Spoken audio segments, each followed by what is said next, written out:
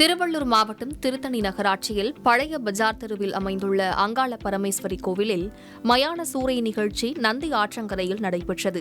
இந்த நிகழ்ச்சியில் உற்சவர் அங்காள பரமேஸ்வரி சிறப்பு புஷ்ப அலங்காரத்தில் சிங்க வாகனத்தில் எழுந்தருளினார். தொடர்ந்து நந்தி ஆற்றங்கரையில் நடைபெற்ற மயான சூறை நிகழ்ச்சியில் கொழுக்கட்டை, சுண்டல் போன்றவற்றை அம்மனுக்கு காணிக்கையாக வீசி விரதமிருந்த பக்தர்கள் சுவாமி தரிசனம் செய்தனர்.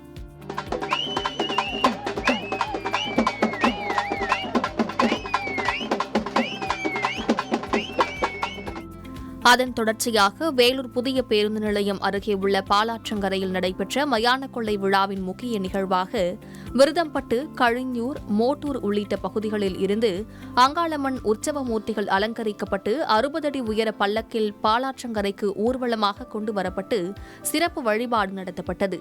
இந்நிகழ்வில் திரளான பக்தர்கள் கலந்து கொண்டு வழிபட்டனர்.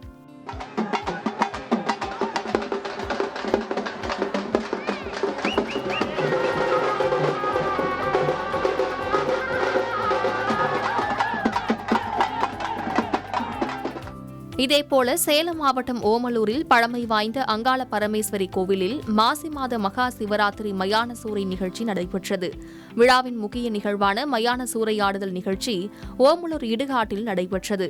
அப்போது அங்காளம்மன் மற்றும் காளி வேடம் அணிந்து வந்த பக்தர்கள் ஆக்ரோஷத்துடன் நடனமாடியது பக்தர்களை பக்தி பரவசத்தில் ஆழ்த்தியது.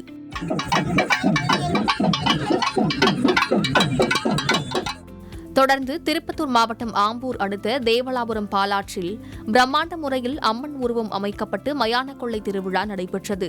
அங்காளம்மன் கோவிலில் இருந்து பூங்கரகம் மற்றும் அம்மன் அலங்கரிக்கப்பட்ட வாகனத்தில் தாரை தப்பட்டை, செண்டை மேளம், பம்பை வாத்தியங்கள் முழங்க முக்கிய வீதிகள் வழியாக ஊர்வலமாக வந்த நிலையில் அம்மனை ஏராளமான பக்தர்கள் தரிசனம் செய்து வழிபட்டனர்.